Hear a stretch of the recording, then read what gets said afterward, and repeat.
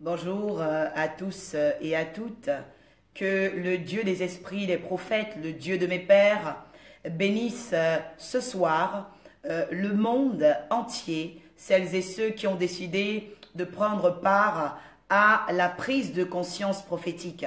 Celles et ceux qui ont décidé de quitter la simple conscience humaine, la simple conscience bestiale, la simple conscience économique, mais qui veulent rentrer dans une intelligence prophétique. Je rappelle ici que je suis la prophétesse oracle Orpha du Seigneur Jésus-Christ de Nazareth, qui m'a appelé sous l'égide et l'autorité d'un père spirituel qui est également un écrivain, qui est un aromatologue, un consultant. Et je viens ici bénir le Seigneur pour la vie de mon mentor, qui est un érudit dans son pays, dans son continent, en Afrique centrale, et pour les personnes qui ne le savent pas. Donc ce soir, je viens également remercier le Seigneur pour toutes les personnes qui toujours ont pris du temps pour se câbler, pour se brancher à l'émission de la prise de conscience prophétique. Vous êtes à Tunis, vous êtes au Ghana, vous êtes en France, vous êtes en Île-de-France, en province, vous êtes à Châteaudun, vous êtes à Orléans. Je viens vraiment honorer le Seigneur pour vos vies, et je viens également avec un message qui va booster ta vie, un message révolutionnaire. Je vous ai dit jeudi dernier à notre 13e rendez-vous qu'il y avait un affrontement, et vous avez remarqué que le Seigneur nous a emmenés à comprendre l'expérience des prophètes,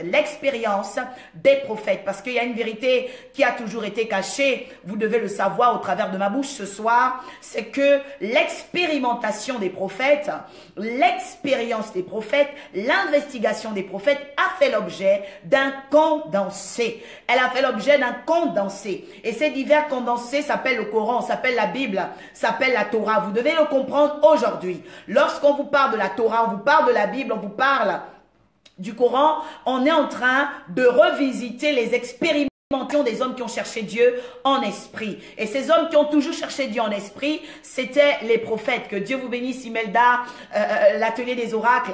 Je sais que nous allons passer un temps favorable, un temps phénoménal dans la présence du Dieu des esprits des prophètes. Je tiens à dire à une personne ce soir pour le 14e rendez-vous, parce que nous avons passé 13 rendez-vous et je vous ai parlé du mystère de X qui désormais était celui par lequel le Seigneur me donnait l'agenda du monde, et il me donnait également l'agenda de plusieurs personnes qui suivent ces directs, parce que je sais que beaucoup de personnes rentrent dans un éveil au travers de cette parole, car le Seigneur a mis quelque chose dans ma bouche pour élever une nouvelle dimension de mémoire, de conscience et de structure mentale.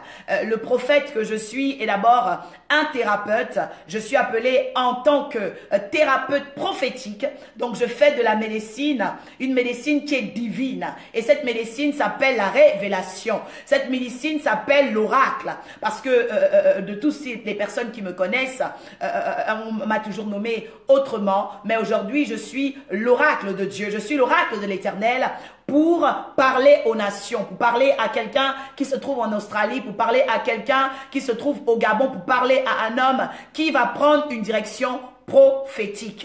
Aujourd'hui, nous sommes à un temps de carrure, nous sommes à un temps phénoménal, un temps où des jeunes gens doivent se positionner, un temps où les pères de famille doivent avoir une nouvelle parole, un temps où les mères de famille doivent restructurer l'éducation qu'elles donnent à leurs enfants. Et je sais que toute la famille va se réunir autour de mon message, parce que aujourd'hui, voyez-vous, le thème de mon message parle de la prise de conscience prophétique et la révélation de l'ascension. Je répète, la conscience prophétique et la révélation sur l'ascension. Qu'est-ce qu'on appelle réellement la révélation? Je vous ai donné la détermination même de l'objet prophétique qui était représenté par les visions d'un homme qu'on appelle Jean. Jean était à Patmos, et dans le radical de Patmos vous avez le pacte, et le pacte en réalité c'est tout ce qui va rentrer dans ta vie, rentrer dans notre vie pour modifier la chose de Dieu en nous.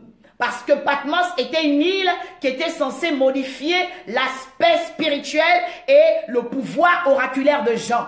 Mais la Bible dit que cet homme a reçu l'esprit des prophètes. Et Jean n'a pas failli. Jean n'a pas faibli.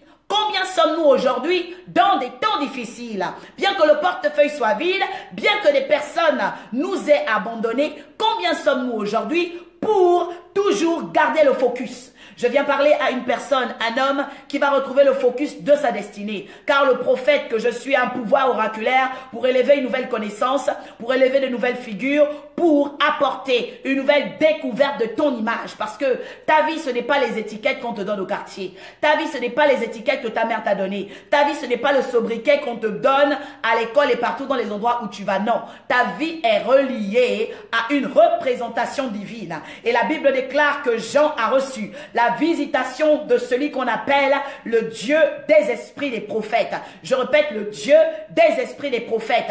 Et maintenant, je viens ouvrir ce 14e rendez-vous sous la gloire du Dieu des esprits des prophètes. Car la Bible déclare qu'il a donné à ceux qu'il a appelés le pouvoir de devenir enfant de Dieu. Lorsqu'on devient, on devient dans un processus. J'ouvre ce soir le processus de devenir d'un homme, le processus de devenir d'une femme à la conscience prophétique, afin que cette femme soit inspirée pour éduquer ses enfants, afin que cet homme soit inspiré pour bâtir et construire fondamentalement sa vie sur le projet de Dieu. Je prie maintenant que ce soir, une femme, en écoutant ma voix, rentre dans l'intelligence des prophètes. J'ai quelque chose à vous présenter. Ceci s'appelle la carrure du disciple. La carrure du disciple. Et vous allez remarquer qu'il y a un marteau. Vous savez, l'ordre des prophètes que nous représentons est d'abord un ordre divin.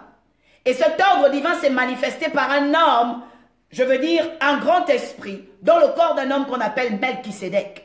Je vous ai parlé il y a quelque temps de l'élévation d'Abraham. Et je faisais dans cette émission, pour les personnes qui ont besoin d'avoir un fil conducteur de tout ce que je suis en train de révéler depuis plusieurs mois, je faisais allusion à l'élévation d'Abraham à partir de la rencontre de Melchisédek. Melchisédek est descendu sur la terre lorsqu'Abraham a eu à défaire les puissances des Gnos. Melchisédek est descendu lorsque Abraham a eu à défaire et à désacraliser le pouvoir des rois de la terre. Il y a eu des rois qui ont attaqué la suprématie que représentait Abraham. Et lorsqu'Abraham a été attaqué, il a combattu parce qu'il connaissait le Dieu qu'il avait appelé. Et je dis à quelqu'un ce soir, au travers de la révélation, de l'ascension, que tu vas rentrer, écoute-moi très bien ce soir, dans la capacité de désacraliser les puissances de blasphème qui occupaient la terre, qui occupaient ta terre familiale, qui occupaient la terre de tes origines, qui occupaient la terre de ton monde professionnel, selon ton mode opératoire, ton secteur opératoire. Je dis qu'aujourd'hui, le Seigneur me donne un message sur la révélation de l'ascension. Et le premier exemple que je prends aujourd'hui va commencer à partir d'Abraham, le prophète primaire, prophète majeur au temps primitif. Cet homme va initier un projet avec Dieu.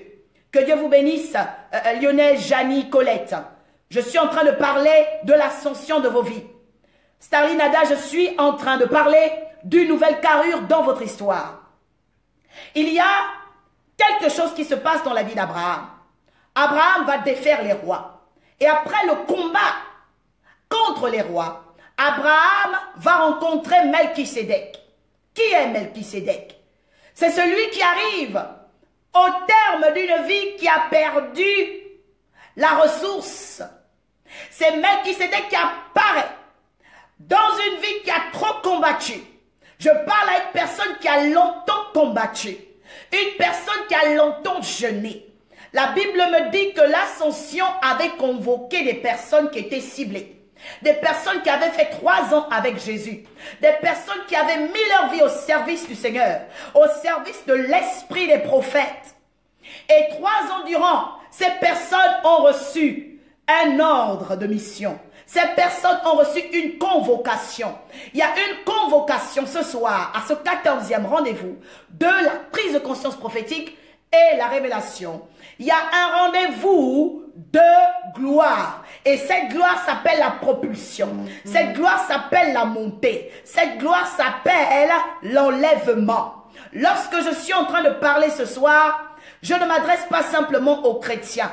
Je m'adresse aux hommes de l'esprit qui ont su se comporter au pied d'un maître, qui ont su se comporter dans un temple, qui ont su avoir l'attitude des maîtres, qui ont su être des apprentis, des compagnons. Parce que vous devez comprendre une chose, sur la terre n'obéit à ceux qui connaissent la loi des prêtres.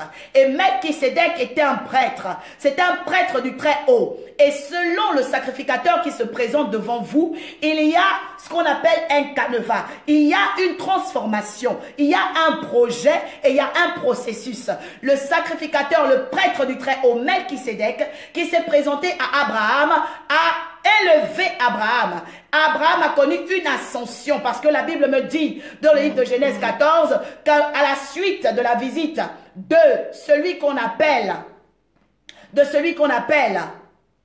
Abraham, Melchisédek a provoqué dans la vie d'Abraham une visite. Et cette visite, c'était l'ascension des étoiles. La Bible dit que Abraham a reçu une nouvelle prophétie à cause de Melchisédek. Melchisédek est venu ascensionner le corps et la sonorité d'Abraham. Il a dit, Abraham, je te bénis au nom du Dieu très haut.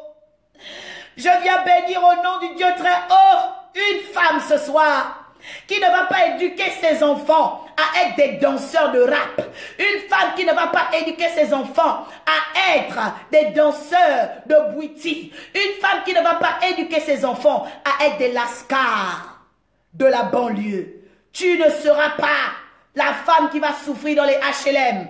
Il y a quelque chose pour toi. L'ascension d'Abraham est arrivée au moment où il avait tellement combattu. Ce soir, je parle à un homme, une femme qui a tellement combattu. Une personne à partir des 3 ans. Je parle aux catégories de 3 ans parce que vous entrez dans la 4e année. Une personne qui a fait 3 ans dans la présence de Dieu, qui rentre dans sa 4e année parce que je suis en train d'arriver quelque part. Je dis à une personne que après 3 ans, Jésus a donné une convocation. Et cette convocation, c'était de voir l'ascension. Jésus a convoqué les 12. Il a convoqué celles et ceux qui devaient construire quelque chose avec lui. On les appelle les apôtres. Et lorsque ils ont été convoqués, ils ont vu Jésus. La Bible dit, il fut enlevé au milieu d'eux. Lorsqu'on parle de l'enlèvement, on parle d'un corps qui va être récupéré par un autre ordre, un ordre suprême. Lorsqu'on parle d'ascension, on parle d'un corps qui quitte la gravité pour aller dans la loi de l'élévation, qui va maintenant à une nouvelle dimension. Abraham a été combattu à cause de la préparation d'une ascension. Il a défait les rois parce qu'il comprenait que sa vie n'était pas rattachée à la malédiction. Lorsque nous faisons le combat spirituel, lorsque les prophètes vous disent de vous détacher de vos structures mentales d'origine, de vous détacher de vos liens, les prophètes ne viennent pas vous diviser avec vos familles, mais les prophètes préparent votre ascension. Je parle à une personne qui a rencontré un prophète, une prophétesse, qui a rencontré un conducteur spirituel prophète. Je te dis de ne pas rater ton rendez-vous, de ne pas rater ton rendez-vous. Parce que lorsque j'ai rencontré le prophète qui est mon père spirituel, ma vie a connu un changement d'adresse. Je répète, ma vie a connu un changement d'adresse, un changement de statut, un changement de conscience, un changement d'état et un changement de position. Je dis ce soir, en tant que prophète, que tu vas changer d'état, tu vas changer de statut, tu vas changer d'adresse, tu vas changer de position, parce qu'il y a un carnet. Et ce carnet, il est là ce soir au travers de la conscience prophétique et la révélation de l'ascension. La Bible dit que, au terme de ce magnifique départ de notre Seigneur, le Seigneur Jésus, qui avait l'esprit des prophètes, il est monté. Et lorsqu'il est monté, il fut rempli de joie. Jésus a été enlevé parce qu'il avait une expérience de 3 ans avec eux. Et après cette expérience de 3 ans, ces hommes ont été littéralement transformés. Et ils sont rentrés dans la 4e dimension. La Bible dit que notre évangile est un condensé des expériences des prophètes. Et nous avons également les 4 évangiles. Et notre Seigneur a 4 faces. Ce soir, je parle à une personne qui va rentrer dans sa 4e face. La face de l'aigle est en train de s'approcher d'une personne. La Bible dit que Jésus a 4 faces. Les prophètes ont 4 faces. Tu écoutes mon message parce que tu es en train de quitter la 3e face que les gens connaissaient de toi. Il y a une face que les gens étaient habitués à voir. Mais ce soir, à ce 14e rendez-vous, en cette date de 25 mars 2017, ta vie, ton âme, ton esprit, ton aspect, ta position vont changer de face. Et cette face s'appelle la propulsion. Cette face s'appelle l'élévation. Cette face s'appelle l'enlèvement. Cette face s'appelle la montée. Il y a un combat qui a été dans la vie d'Abraham.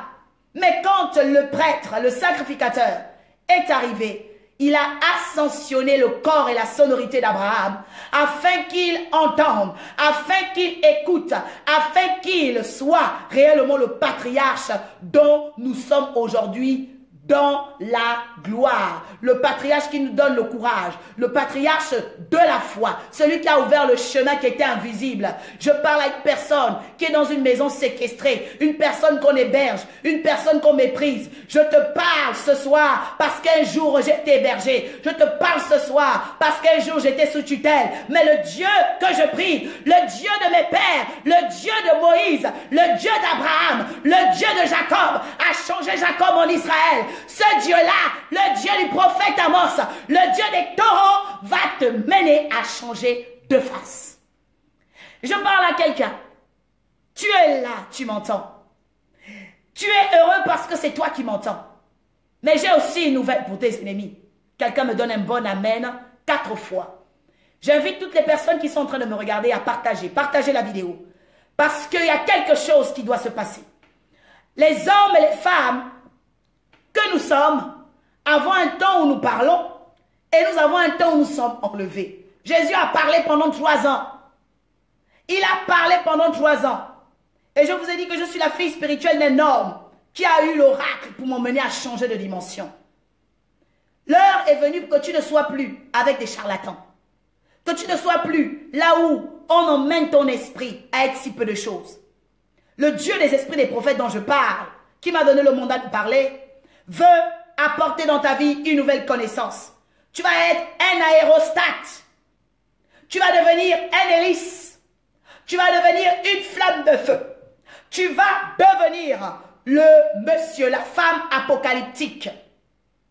Aujourd'hui, il y a un mystère. J'ai dit que je devais parler également à tes ennemis. Lorsque tu deviens un aérostat, lorsque tu deviens une personne qui est remplie de kérosène, parce que dans l'ascension, il y a un mystère de pilotage, il y a une montée. Et les personnes qui sont venues chercher Jésus, parce que Jésus n'est pas monté seul. Quand on dit qu'on enlève quelqu'un, c'est parce qu'il y a des mains. Il y a d'autres personnes qui viennent chercher cette personne. Aujourd'hui, tu es bloqué dans une situation. Il te faut rencontrer un prophète. Tu vis quelque chose que tu ne peux pas régler seul. On ne peut pas s'élever seul. Une femme introduit son fils dans le monde. Un enseignant va t'enseigner, va t'apprendre des choses pour t'introduire à la stature des connaisseurs. Un maître va t'enseigner pour t'introduire dans la stature des érudits. Un prophète va t'enseigner pour t'instruire à la suprématie royale de la céleste, permanente gloire de ceux qui ont créé le monde. Lorsqu'on rencontre un prophète dans sa vie, le prophète n'est pas un brasseur d'air. Le prophète vient parler afin que des choses changent. Le prophète n'a pas une mentalité humaine. Il n'est pas là pour être ton copain. Il n'est pas là pour être celui qui va venir mendier de l'argent chez toi. Un prophète sait sur qui il compte. Je suis en train de parler d'une personne qui va comprendre le mystère prophétique. Parce que à ceux qui comprennent le mystère prophétique, il est donné d'être ascensionné. La Bible ne m'a pas dit qu'il y avait 5000 personnes qui ont vu Jésus. Écoutez-moi très bien. L'ascension n'était pas faite avec les 5000. L'ascension n'était pas faite avec les 3000. L'ascension était faite avec les personnes qui avaient enduré pendant 3 ans.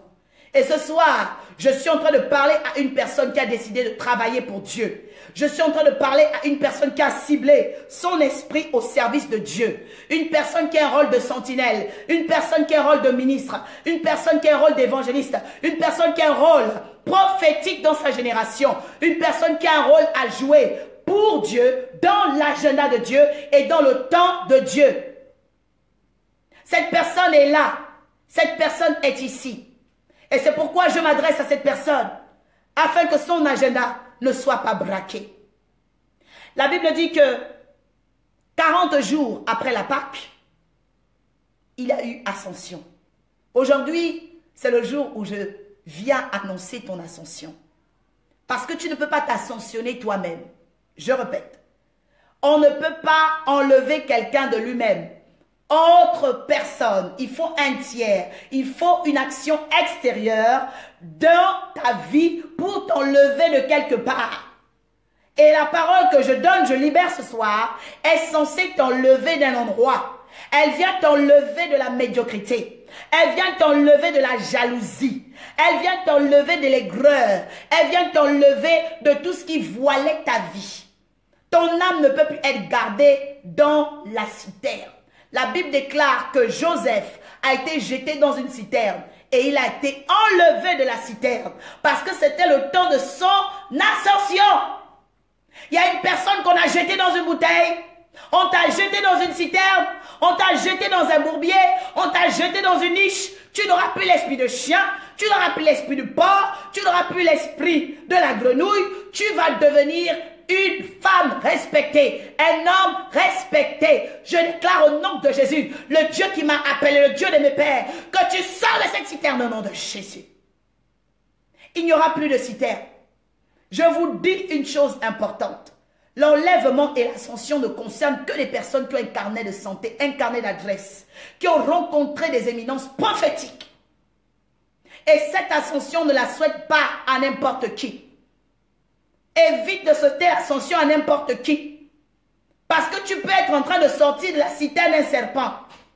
Tu peux être en train de sortir de la citerne un canard. Tu peux être en train de sortir de la citerne un chat. On ne souhaite pas l'ascension à tout le monde. Les prophètes ne souhaitent pas l'ascension à tout le monde. Et je déclare ce soir qu'une personne qui saisit ce que je dis par l'esprit rentre maintenant dans l'enlèvement, que sa vie soit enlevée, que sa vie soit enlevée du milieu d'eux. Il dit dans Ésaïe 40, il dit enlève-le, sors du milieu d'eux. Il y a une sortie, il y a un homme qui va sortir de l'aveuglement. Je parle en tant que magistrat de Dieu et je déclare à tes ennemis maintenant que le contraire de l'ascension, c'est la descente aux enfers. C'est le décès. Beaucoup de personnes, je vous l'ai dit depuis jeudi dernier, vont décéder. Vous savez pourquoi? Parce que le réseau doit être libéré. Le réseau doit être dégagé. Je dis ce soir, il y a des ennemis d'une femme. Oh là là, ils ont visité ta nuit trop de temps. Tu avais des femmes de nuit, toi monsieur. Tu avais des femmes de nuit qui venaient dans ton sommeil tout le temps. Mais je te dis, ces femmes de nuit vont décéder. Parce que tu es dans le temps où tu ne peux plus rester dans la citerne. L'Égypte, où tu dois devenir le gouverneur, est en train de t'attendre. Alléluia. Je bénis le Seigneur et je viens rappeler une chose. Je viens rappeler que toutes les personnes qui sont en Île-de-France m'écrivent en inbox. Le Seigneur me met à cœur que vous receviez ce livre. Il s'appelle La carrure de disciples. Il a changé ma vie. Et je sais qu'il y a quelque chose qui doit se passer dans vos destinées.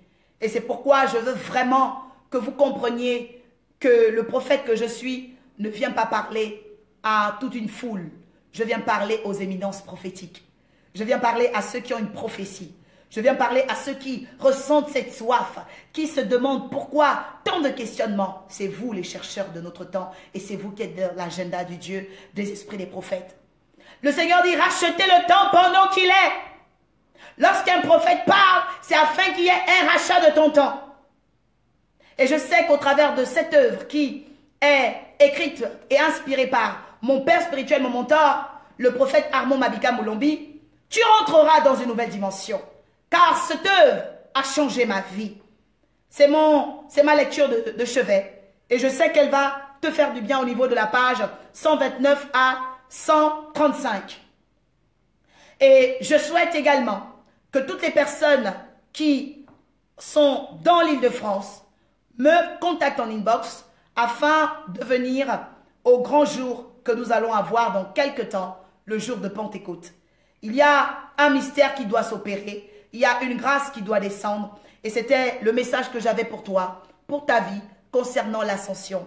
Je souhaite l'ascension à tous les habitants de Paris, tous les arrondissements de Paris, parce que vous êtes de nombreuses personnes à même m'avoir écrit en inbox, parce que vous aimez mon message. Vous êtes de nombreuses personnes qui avaient été vraiment décantées dans votre esprit. Vous avez été débouchés, parce que le Dieu des esprits des prophètes a débouché l'esprit de Jean, malgré l'île de Basilic, l'île au criquet, l'île où il y avait le pâte qui devait emmener la souffrance dans sa vie. Les émotions n'ont pas submergé Jean. Jean était dans l'itinéraire de Dieu, des esprits des prophètes. Et je sais que quelque chose se passe dans ta vie, Distinction, Emma, dans ta vie, Starly Nada, que vraiment vous qui avez travaillé au pied du maître, au pied du serviteur de Dieu, qui avez été fidèles à vos conducteurs spirituels, vous allez rentrer dans l'ascension. Parce que ce n'est pas de la volonté d'un homme.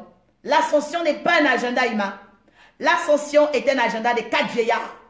La Bible dit que Jésus a été enlevé par les 4 vieillards. Je suis venu te révéler quelque chose.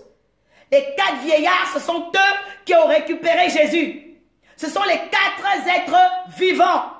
Ce sont les 4 êtres qui dominent l'eau. Ce sont les 4 êtres qui dominent l'air. Ce sont les 4 êtres qui dominent le feu.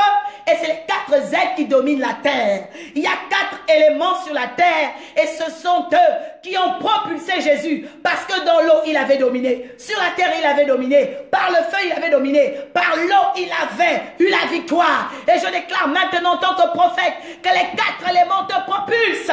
Maintenant, tu es propulsé dans un mariage. Tu es propulsé dans un ministère. Tu es propulsé sur les écrans, les projecteurs. Tu es propulsé vers une nouvelle palme. Je dis que tu es propulsé vers une palme. Je dis ce soir qu'il y a la palme dans ta vie. Il y a la palme au trône des délices. Il y a la palme dans la vie des prophètes. Dans la vie de mon père spirituel. Il y a une palme. Je déclare maintenant qu'au Gabon, la femme qui m'entend, en Arabie Saoudite, en Tunisie, la femme qui m'entend en Allemagne, la femme qui m'entend en Belgique, reçoit maintenant la palme au nom de Jésus. Et ceci dit, après l'ascension, nous avons un rendez-vous, je l'ai dit, de Pentecôte. J'expliquerai qu'est-ce que ça veut dire la pente et la côte. Vous allez comprendre. J'ai encore beaucoup de révélations à partager avec vous. Et je voudrais que tu lèves maintenant ta main.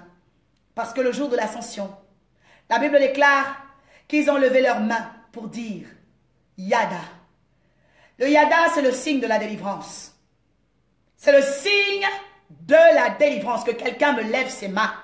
Que tu me lèves ton Yada. Il y a ton Yada dans le ciel qui est censé faire descendre les 4 êtres vivants. Parce qu'il y a quelque chose que tu dois voir, vivre, expérimenter. Tu vas déclarer maintenant avec moi. Seigneur, je sais que tu es là. Je sais que tu m'entends. Je sais que tu entends les hommes qui parlent au travers de ce direct. Qui sont dans leur bureau, dans leur voiture, dans leur maison, dans leur chambre, dans leur salon. Tu les entends et tu connais leurs attentes. Ils ont décidé d'être au 14e rendez-vous de la conscience prophétique et la révélation de l'ascension. Selon l'ordre de Melchisédek qui a élevé Abraham, ascensionné la résonance d'Abraham à devenir un père des étoiles. Je déclare qu'il quitte l'étape du sable. Il quitte la postérité du sable. Il quitte la citerne. Je déclare que ma vie, leur vie, notre vie, quitte la citerne et que nous accédions maintenant dans le lieu où Pharaon va nommer. Dans le lieu où Pharaon va nommer. Dans le lieu où Pharaon va s'incliner devant les 4 vieillards. Car il a été un homme nominé. Après 3 ans, il allait s'asseoir à la statue des grands. Il allait s'asseoir à la statue des décideurs. Il allait s'asseoir à la statue des maîtres.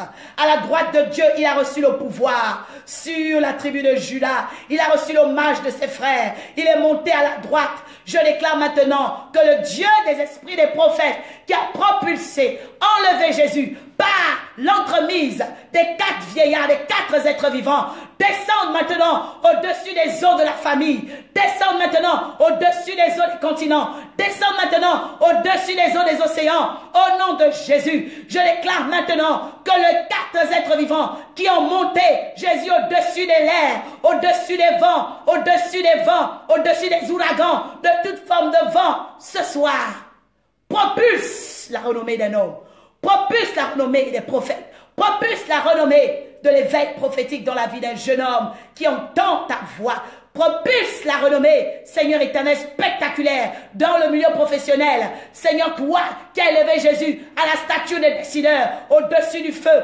qu'aucun banja, aucun feu magique, aucun feu satanique, aucun feu démoniaque ne puisse brûler leur vie, ne puisse éteindre. Au nom de Jésus, je déclare maintenant que ce feu, que personne ne peut éteindre, s'allume dans leur vie de prière, s'allume dans leur espérance, s'allume dans leur amour, s'allume dans leur foi.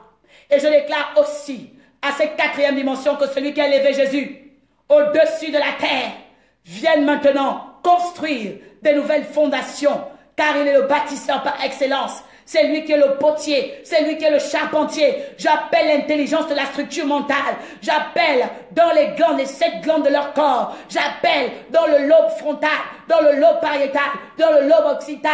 Je déclare maintenant qu'il y ait un renouvellement cérébral. Au nom de Jésus, que le Seigneur vous bénisse. Bénissons le Seigneur pour la vie de Joshua, prophète, Lorzac.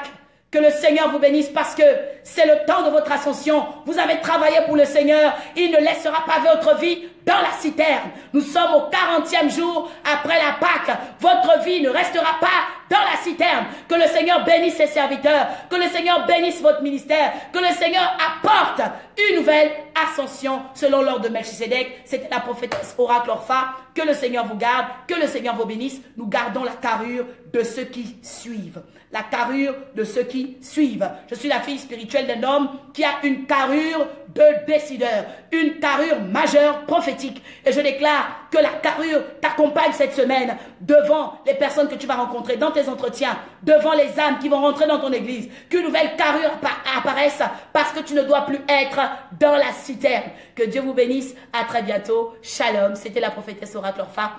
À jeudi prochain pour notre 15e rendez-vous. Shalom.